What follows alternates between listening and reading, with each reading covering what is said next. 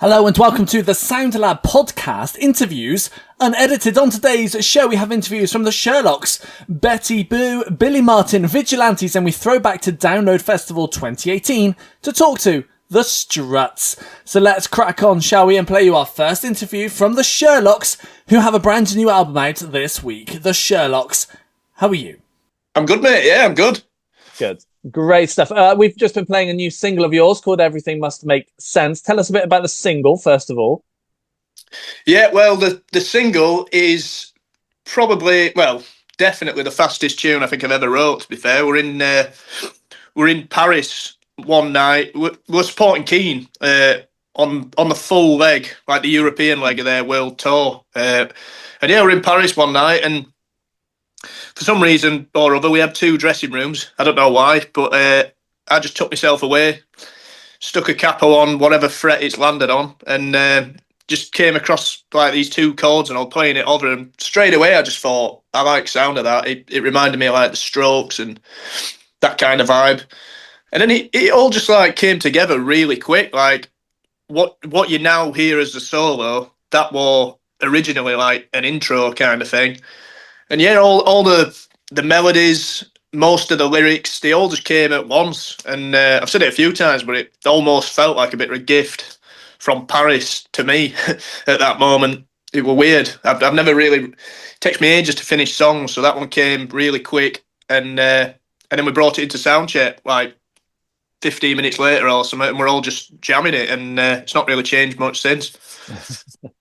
Good. I'm sure it's nice when it pans out like that. But it's also the title track off your new record. What can we expect when it drops in about a month's time? Do you know what? I think fans are really going to love this and get behind it. I think it's definitely going to lend itself to being played live. And personally, I'd like to play as much off the new record as possible. Really, we are doing people's heads in, but I think there's scope to play pretty much every single tune. Obviously, we're not going to do that each night, but we'll across the tour, Europe and the UK. I think we're going to try and pretty much give every tune a run out. Like there's some real good moments on it. Like the last track, "Here Comes the Rain." I think that's going to be an absolute monster live. That's a little bit different for us. Bit dark, probably a bit darker on the whole, because the album to me feels quite summery, but that tune, obviously, with the rain thing, is the complete opposite of summer. But it does sound quite dark and heavier, a bit rockier, which is good news for Trent, really, because he's into the rocky kind of vibe. That's more his thing. So yeah, be good. Yeah, nice. And the sound that you made with this record, was it the sound you wanted, or is it just how it turned out in the studio? Both, to be fair. We're not really one of them bands that go in with too much, go in with like a game plan, or like we want to try and make a theme or whatever. Because often that does get asked, like, what's the theme for the record and stuff like that. And we sort of just go with the flow and let whatever the theme is, that you sort of discover it after it's done. It's like, or as you're doing it. So we just treat every song a song for song sort of basis. Like we never try and think, does this fit in with what we're doing? And I think we've always done that. If you look back at our albums, there's never really a theme where, because some bands are really good at doing that as well. It's like Vaccines, for example. I think it's their debut album. You can tell every song belongs on that album. They're all quite similar, and you know instantly it's from that record. But we've never really been that good at doing that kind of thing. I'll just write for a 10-track album. I'll write maybe 13 tunes, and whatever they sound like at that point, it is what it is, kind of thing. And then we get into studio, and to sum up your question, I think we just let the producer be the glue, and he's the theme, if you know what I mean. It ends up sounding, how he fine tunes it, I suppose. We obviously decide what goes on and stuff like that, but for every one of our albums, we've been with a different producer. So I think that's sort of like that's the theme with us.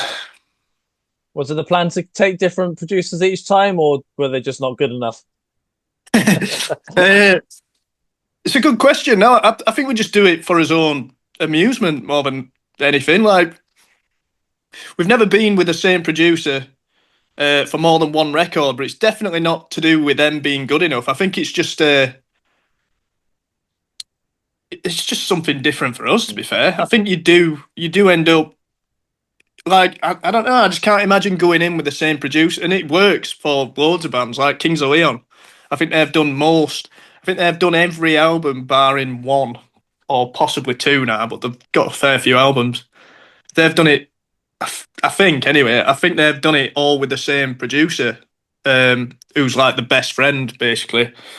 But with us, yeah, we just keep it moving, and I don't know. We don't overthink it. I think we just go with the right guy at the time, and and just let that happen. Like his first album, we did it with Gav Monaghan, but he was the perfect guy at the time because we did all his early demos with him, and we sort of got the band. Yeah, his early demos and his early sound were done with him. So by the time it came to do the record, it was like a bit of a no-brainer. But yeah, we're always trying producers out, and we sort of bank them. I think where we know we'll work with them. We've sort of done that. Yeah, for the last 3-4 records now. So yeah. Yeah, fair enough. And you mentioned that you write more than what makes it onto the record. So what happens to those now? Are they going to be considered down the line, or are you going to bin them off and start again? No, they all get used. I mean, it just depends. Yeah, I never really write too many songs, probably for that reason. I like to make sure the songs see the light of day. You know what I mean? And people actually do hear them. Like there's some people. A good friend of ours actually is in a band called Cusp, and Dan, he was saying he'll write like 50 songs for a record, which is mental to me. I just can't. I'm just not that prolific, so I'll write less songs and just make sure they all get used. But yeah, the other songs that didn't get used on this album, 100% will be getting used in future. I think there's a song on this album which were like wrote pre first album, so we're always doing that. There's always a tune on there where it's like we've had it, yeah, since the start of the band, and we've finally managed to get it to work. And it's never because the song ain't good enough. It's just circumstances are not nailing it. So yeah, Bedlam Town on this album. This is like a really, really early tune that we've had since before recording this first album, but we finally nailed it. Yeah, nice. How have you and how has the music evolved since the first record? What, 8-ish years ago now to through until now? I think it's just evolved naturally, really. Like your interests change and your style of music changes over the years, and you get into like different things. Like when we first started, I think we're really into bands like The Enemy and guitar driven. Maybe maybe a bit too much. Maybe like just a bit one track mind, like guitar, guitar, guitar. And that's still a massive part of what we are and a sound. That'll never leave us. But I think as we've all got a bit older, we've all got into different. Like Brandon, he's into like a lot of upcoming bands and Australian bands and stuff like that. Whereas Alex, he's into like acid house and that kind of thing. Trent's into his rocky stuff. I'm a bit of everything. I'm a bit more probably old school. So yeah, we've evolved naturally, I think, and I think at this point currently, I think we're in a real sweet spot where we seem to be churning out the albums. I wouldn't say effortlessly, but certainly a lot quicker than the early days. I feel like we're on it a lot more now, where it's like, bang, I've got a bunch of songs, get in studio. It turns out however it turns out, and yeah, it's just really free at the minute and flowing nice. So enjoying it. Good, good. I like to talk about the writing side of things as well. So for you, how do tracks normally start off?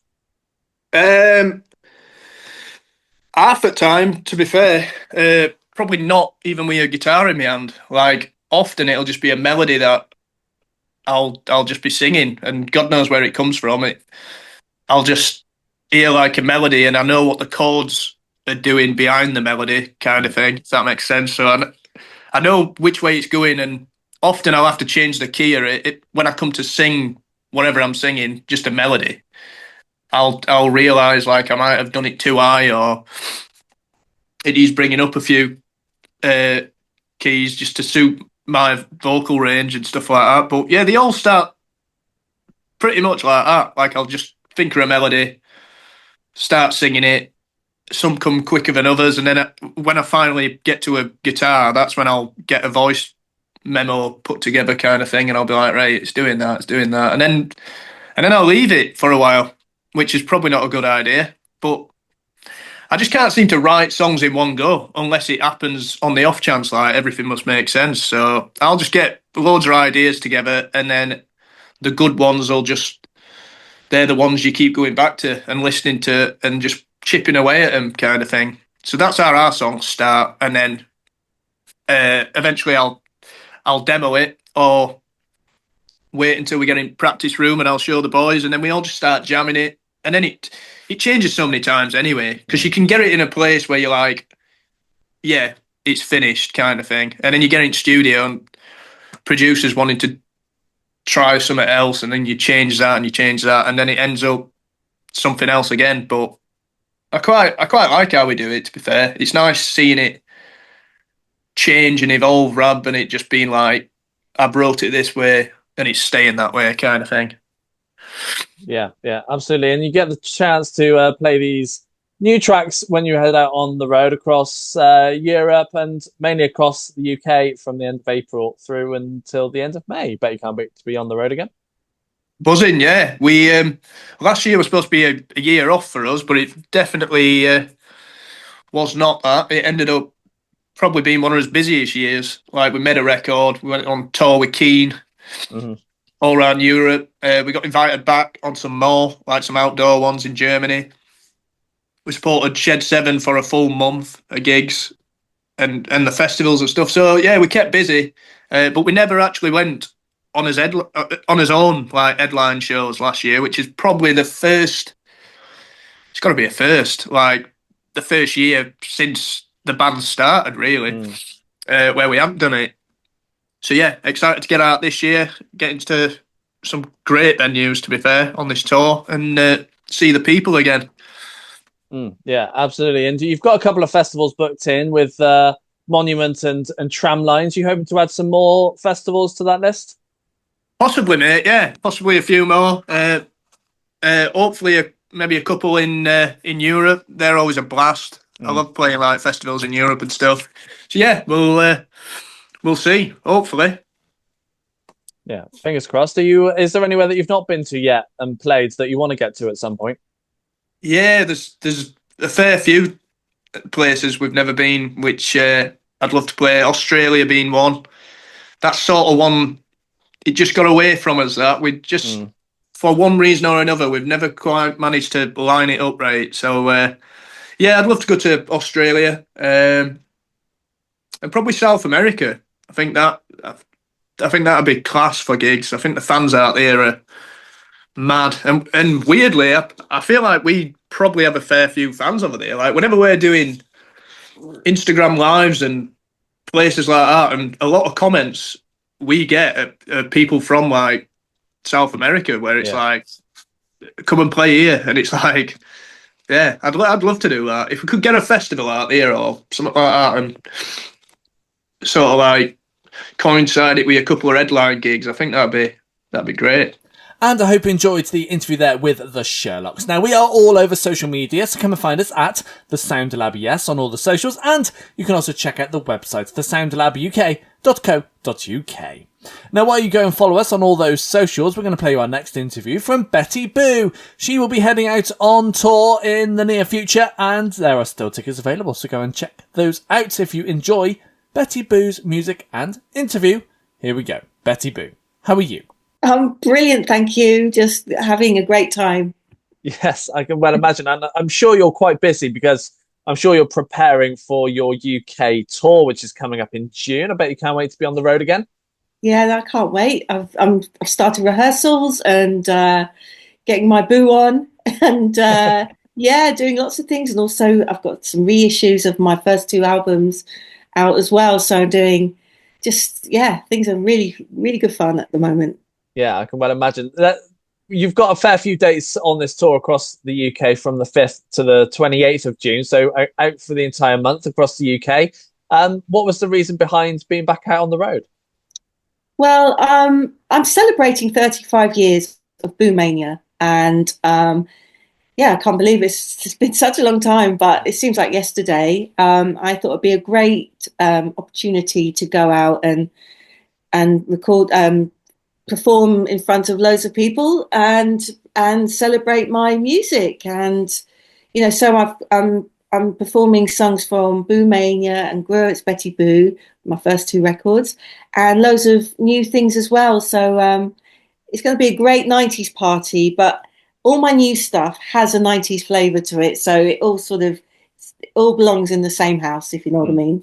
Yeah, absolutely. And you've got four records out there, two kind of from the 90s and two more recent ones. You're reissuing the first couple of records. What's the reason behind doing that? Well, I just really wanted to do it because I love coloured vinyl and CDs and cassettes, and I've been doing them with my new records. So I thought, well, it'd be great, and again, because it's a celebration of Boo Mania, I thought I'd do both of them. And I just love putting out coloured vinyl and those lovely sort of things, and it's just really good fun. Yeah, yeah, absolutely. And I think it was last year when your last record came out. Have you started working on some more new music yet? I have actually. I have been taking all my time's been taken up with putting this tour together. But I'm never. I mean, I work in my studio every day, and that's a good thing about having your own space and being able to be creative whenever you feel like it. So, but after my tour, I'll be going back into the studio to create more music. But again, it's one of the great things about having my own label because I could just put music out whenever I feel like it, and I think nowadays we can do that. We're not really governed by making loads of albums. I mean, I've made two albums, but I think I'll just keep making some tunes and see where it goes, and maybe make another album. But there's no point sort of keeping all your ideas in the hard drive. I just think put them out there, see if people like them, and mix them. And that's the great thing about also with my co-writer and co-producer that we can just turn things around really quickly. For instance, on my last album, I had a song called Barbarella, which was like the last song for the album Rip Up the Rule Book. And I really wanted to squeeze on a 12th track onto this album. So this song Barbarella came along, and we wrote it on the Friday, mixed it on the Monday. It was mastered by the Tuesday, and then on the album. So I love that. I think that's just magic. Yeah, yeah, absolutely. And I'd like to talk about the writing side of things as well. So for you, how do the tracks normally start off? Well, back in the day, when I first came on the scene with the Boo Mania album, just had this record out with the Beatmasters called Hey DJ, I Can't Dance to That, and that was in 1989. And from that, I got a publishing deal. So I thought, right, well, I got offered a record deal by their record label, Rhythm King, who had S Express and Bomb the Bass. So they were like the pioneers of it was a really cool label, basically. But they said, why don't you write some tunes? So I locked myself away, worked out how to use the equipment because it was quite difficult in those days. But I was doing a sound engineering course before then, so I knew a little bit about how to work a sampler and full track and all that sort of stuff. So I just started chipping away, and Doing the Do was my first song that I'd ever written, and then Where Are You Baby, and then I wrote the whole album in my room when I was living at home with my mum. So I probably kept her up at night and things with noise, but it was a great buzz. So that's how I started. So it was usually starting with break beats and then building it around there with some vocal ideas and then maybe a bass line, maybe a piano. But now it's like I start with a break beat always. That's how I start my writing. And because of my background in rap, it's the thing that really sort of the thing that I connect to first. So I can get an idea from that first and then see where it goes. And normally it ends up, if the idea is really solid, it usually takes me to a really good place. And then I'll take the idea maybe to Andy, my co-writer and co-producer, and then we knock it out and just have a track, which is amazing, really, because you can have start in the afternoon at 2:00 when I go to the studio to see him, and then by 7:00 in the evening we've got a brand new track, and that's for me. I mean, I said magic earlier, but it is like magic. Yeah, no, yeah, absolutely. And you took a big break between the first time you were around in the early 90s and then you came back in 2022, and you're still going now. Are you still enjoying it and enjoying that you're back doing it again? Yeah, very much so. I'd been 35 years ago when I did all this doing the do and everything. I had no idea that 35 years later I'd be here talking to you and to everybody about a tour or still celebrating my music. And so for me, it's an absolute privilege to still be here to do that. And I'm thoroughly enjoying it. And it's amazing, really. It's just quite astonishing, really, to think. Because normally in the old days, record labels used to think that pop stars had a shelf life, which was, I mean, I think they invented those rules. Nobody else did. And yeah, so I just think it's sort of defying all whatever they thought was the right thing. But yeah, being here after all those years is just amazing. Yeah, definitely. And I've spoken to a fair few artists and bands and things who took long breaks, especially similar to your situation where you were really young at the start. They found that at the start it was more fun and just enjoyment, whereas now it's work. What's your view? How was it for you back then, and how's it for you now? Oh, well, they're saying it the other way around, like it's work now. Yes, yeah. I was very surprised when they said that. So, oh wow, how's it for you?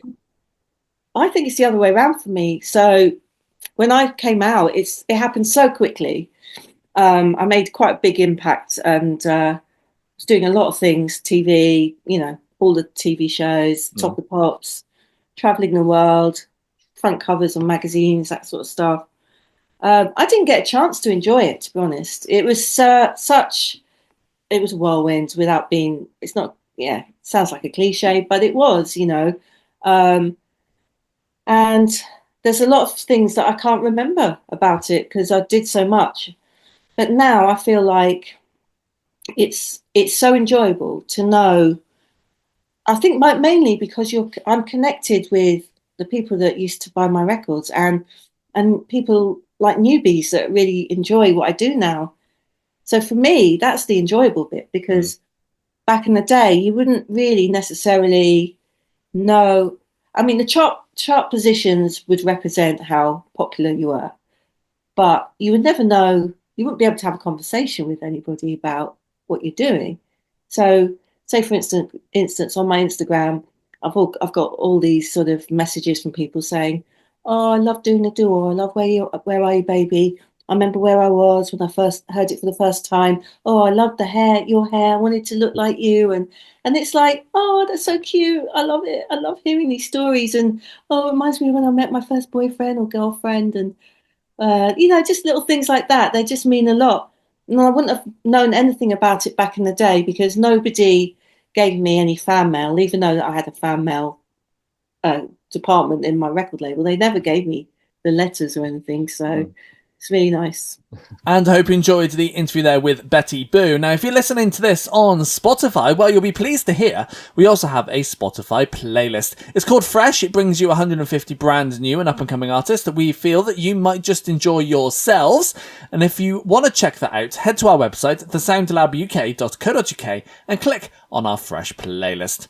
Now, while you go there and give it a save, we're going to play you our next interview from Billy Martin. She's got a new album on the way in just a couple of months' time, and we had a little chat with her all about it. Billy Martin, how are you? I'm very well, thank you. Good, great stuff. So we've been playing a new single of yours called Feeling. Tell us a bit about the single, first of all. Well, it was the first song that was written for the record, so it very much marked a change for me. It is a song that talks about childhood memories and the feeling of nostalgia and how that can kind of carry with you throughout adulthood. There's a lot of dad stuff in there. It's a song that I'm very fond of. It gives me a nice feeling. Good. And that is off your new record, Dog Eared. What can we expect to hear on the record when it comes out in July? You can expect to hear some fantastic production by my friend Phil Weinrobe, along with a plethora of outstanding musicians. There's quite a lot of us on the record, so it's very much a band feel. And it's all live. We recorded it live with no headphones, so we are all in the room together as one. I'd say it's a very fluid record. Nice. And the sound that you've made with this record, is it the sound you wanted, or is it kind of how it turned out in the studio? Came out a disaster. It's a sound that I never knew I could make, because I had not met such amazing collaborators before. So it feels very new and fresh for me, but very much still tied to my songwriting roots, and it's just more of an expansion, I guess. Mm-hmm. Yeah, nice. And I'm sure you wrote more than what made it onto this record. What happens to those now? Do you consider them again for later down the line, or are you going to bin them off and start again, do you think? I think once a song doesn't make it on the record, I'm convinced that it should never see the light of day. If we didn't choose it then why would we choose it later? However, there's always a couple of songs ever since the first record or the second record that I've been trying to get onto each album, and they still haven't made it. So yeah, we'll see. Maybe record number 6 will be their time.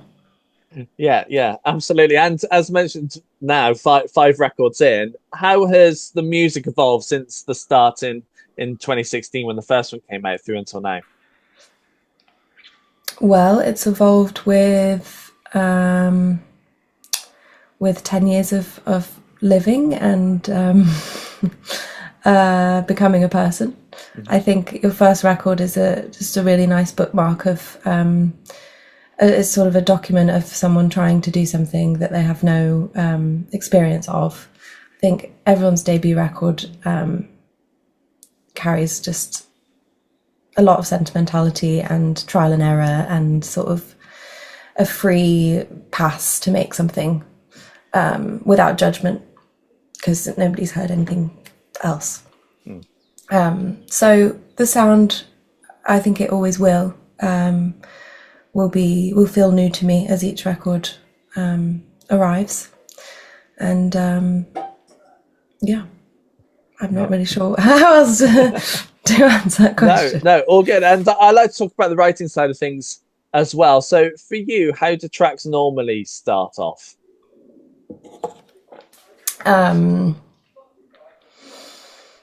Well, I'm a very spontaneous writer. I can't wake up and plan to write a song, because ultimately I will fail. And I can't look at it as a business model, as a job. So it's really just a very intuitive feeling. I will pick up the guitar and accidentally play something, or there'll be a sort of motif in my head, or someone will say something, and I guess that's the job of a writer, is just to very quickly capture what's happening in the moment. So yeah, it's a very spontaneous happening. Yeah, yeah. And when it comes to the lyrics as well, are they pretty straightforward to add to the music you create, or can it be a challenge at times? Oh, deeply challenging. Yeah, there's always words that you want to squeeze into lines that don't want to fit. And there's a sort of tactfulness that you have to go about writing with, not to be too obtuse. And it depends how poetic you're feeling on the day, or if you're feeling pretty matter of fact, straight down the line. And I appreciate both sides of songwriting. I think they are equally as powerful. Mm-hmm. Yeah, no, yeah, I certainly agree. And luckily, the people of the world get to hear you playing these tracks live, because you're heading out on tour from middle of May throughout the year, basically. I bet you can't wait to be doing some shows again.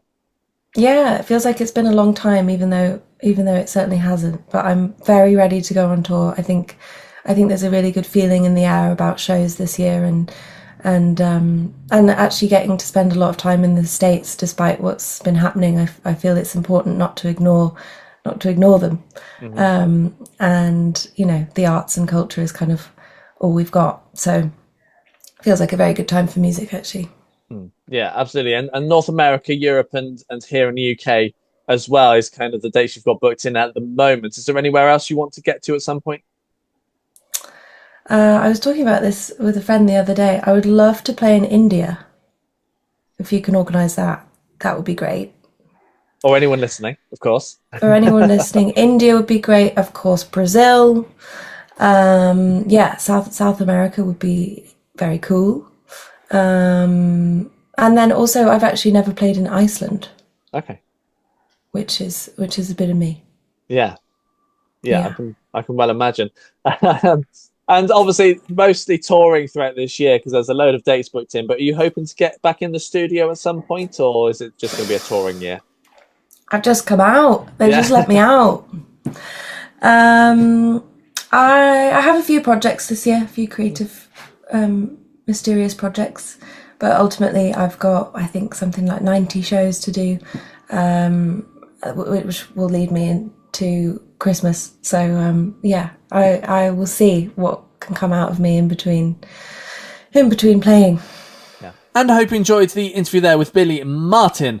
Now, we also have these interviews on our radio show alongside their music, and also new music and a live session too. So much to cram into a 2-hour show. Well, if you want to check that out, head to our website at thesoundlabuk.co.uk, and you can click on International Radio Show, where you can find all our previous shows and more. So go and do that while we play you our final new interview. It comes from Vigilantes. They've been releasing new music, and they've got new music on the way too.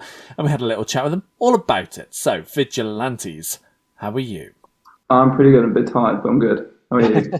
Yeah, not too bad, not too bad. We've been playing a new single of yours called Life in the Fast Brain. Tell us a bit about the single, first of all. Well, it depends what you want to know, really. So it came from a conversation with Gordon Raphael, who was the producer of the first two Strokes albums. I can't remember, it was kind of said in the conversation, like the phrase, and I remember noting it down. And I think I said to him, "Oh man, I'm gonna write a song with that as the title."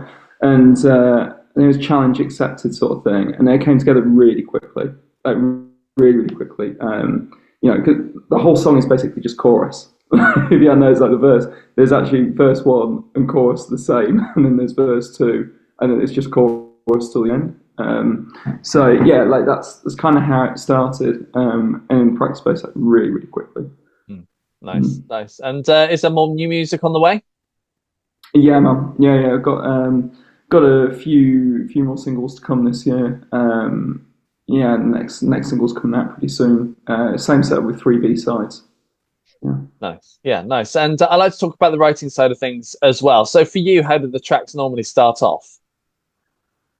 Normally, basically, I kind of write the song as a whole thing. So I look at songwriting slightly differently now. I look at it as like part A, B, and C, and then is this a good A part? This a good B part? Instead of verse, chorus, bridge.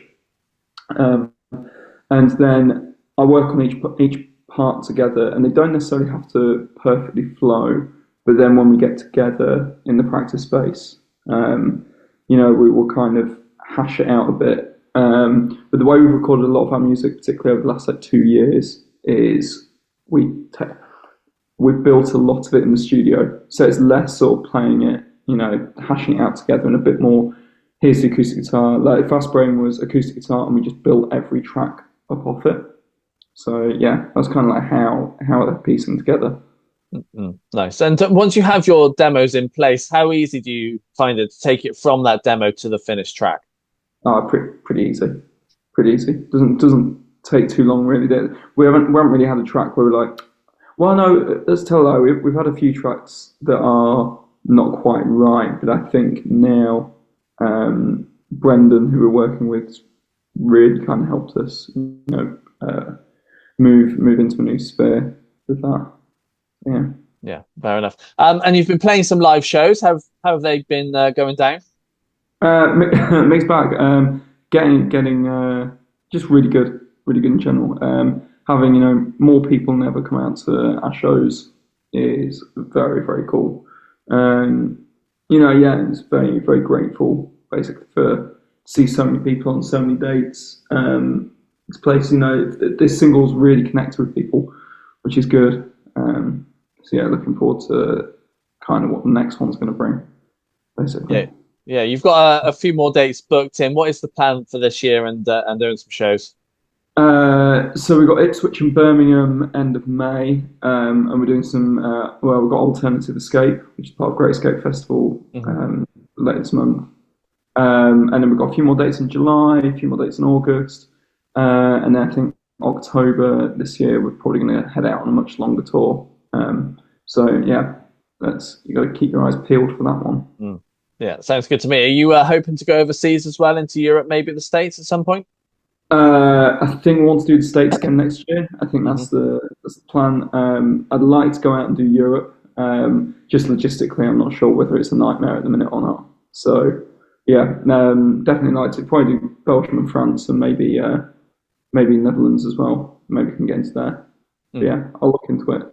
Yeah, sounds good to me. And I like to find out when I talk to a band for the first time how you guys formed and got together, and what made you write this sort of music as well.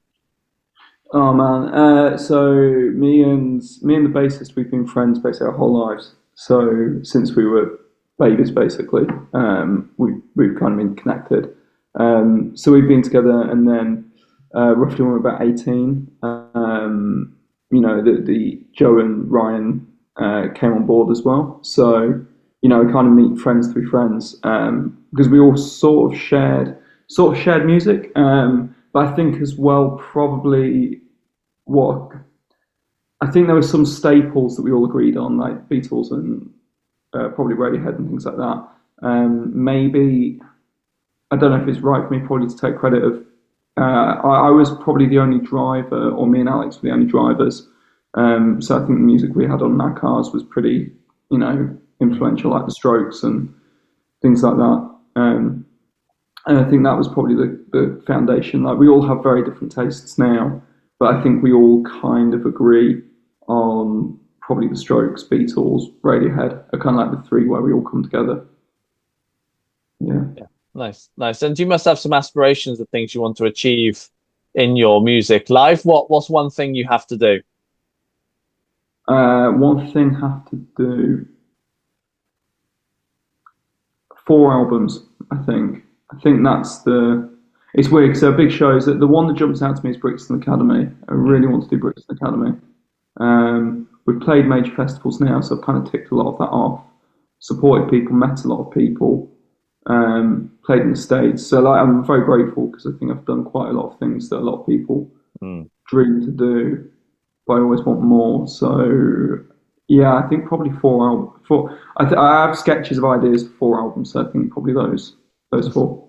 And I hope you enjoyed the interview there with Vigilantes. And this is the part of the show where we like to throw back in time. And we're going to do so back to 2018, where we headed to Download Festival to chat to a whole bunch of artists. And one of the artists we had a chat with there were The Struts. We had a chat with them about playing the festival and music and more. And this is what they had to say. So, The Struts, how are you? Hello. Lovely to see you. Yeah, good. So, Download today. You've already been on stage. How was it?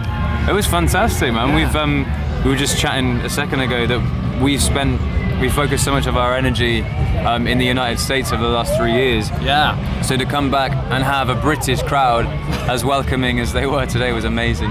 Yeah. I know you said the last 3 years America, but it just seems like you're an American band, really. Yeah. You're just getting it all over there. Well, I think we're very proud to be British, and I think what a lot of Americans are enjoying about us is that it's quintessentially English, but it's very special for us now, especially with the new album on the horizon. That the UK is really seeming to welcome us with open arms, which is exciting. Yeah, good. So you've mentioned the album, so tell us, what can you tell us about it? So we're going to have the first single is going to be a song called Body Talks, and that's going to come next week. And then in the short months to follow after that will be the full release, album release internationally. And we're very excited for it. We're very proud of it, actually. We got a name for it? Can't tell you just yet. Can't tell you. Sure.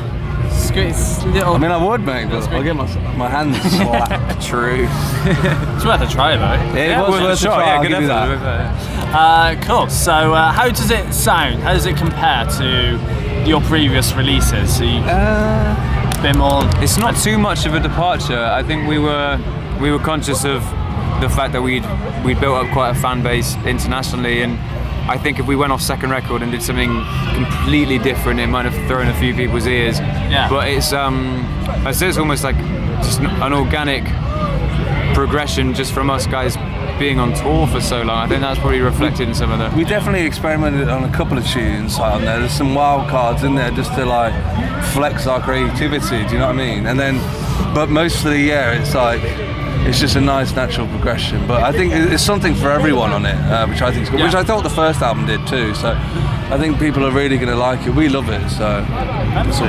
Yeah. I'm sure they will. Yeah. So I know the album has yet to come out, but are you tinkering with ideas for future releases, or have you just kind of pushed it to one side? And no, I mean, like, we got the single coming out this month, and then we got a lot of plans which I can't tell you about, but it's all very planned out, I think. And we're just excited for people to hear new stuff. And it's like, we did One Night Only last year, and that was cool, but it was just a one-off thing. So we're excited for more people to hear new music. We're playing more new music live now. So we've got the gig coming up at Coco on the 19th of June, which is going to be great. We're going to showcase a lot of the new material at there, so really looking forward to that. And Manchester,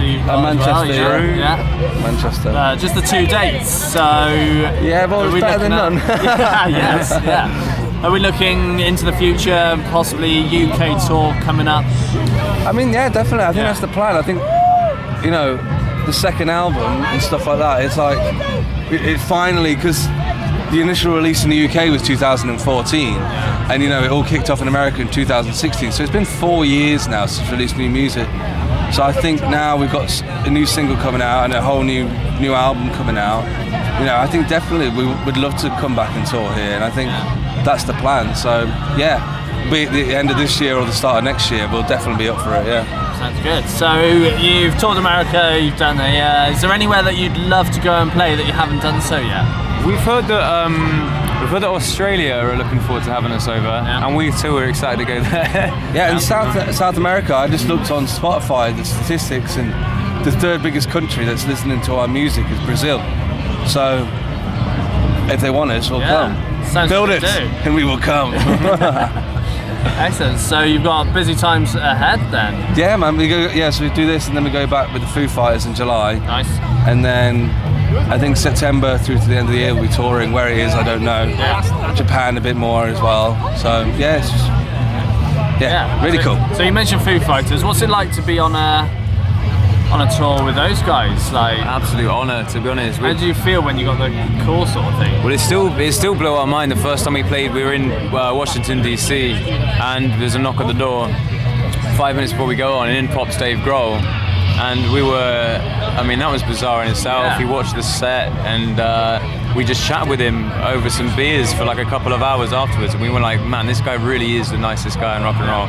And then a couple of months later, we get the call from Dave, and he says, "You boys want to come on tour?" And we were kind of going for it, like we really wanted the tour. We knew they were interested, but it was up to Dave at the end of the day. And I remember getting the call. I was in the studio with Lou, and I just, I wasn't a call, it was a text, and I got the text, and I literally just sprinted out of the room, ran around the field screaming. Yeah. That's a reflection of how pleased we were to get it, and then it's exceeded our expectations. In every way. That we play football with the guys on days off. We're in and out of everyone's dressing rooms, and it's very bizarre for us. It's a lot of pinch me moments, but Today was a pinch me moment for me because I'm from here, and I grew up with this festival, and it's like I said in an interview earlier, like I played the Vic Inn in Derby, which is like the starting venue in Derby, and to go from that to this, and all my I could see my friends and school teachers in the crowd and stuff like that. I was just like, wow, this is really cool. It's really great. You had a big crowd. For such an early set. Yeah. By like halfway through the set, it was absolutely rammed. I couldn't believe it. So I was expecting full on 2 rows and picnics. So I was really happy. You had the best of both worlds. The picnics at the back, and then everyone enjoying the rest at the front. It was great. I wonder what's in a Struts picnic, Struts sandwich. What do you think? I bet it's delicious, whatever. Something really boring if it was me, just like ham and cheese. Delicious. Ham and cheese. That's about But the best ham. Yeah, and it'd be really nice bread though, do you know what I mean? Yeah, it'd be really nice. Bit of mayo in there, fuck it. And I hope you enjoyed the interview there with The Struts from Download Festival 2018. And that's the end of the show for another week, I am afraid, but don't you worry, we will be back next week with another episode of Interviews Unedited. But if you can't wait until then, social media at The Sound Lab, yes, on all the socials, and you can also check out the website, thesoundlabuk.co.uk. And don't you worry, we will be back next week with another episode of Interviews Unedited. Goodbye.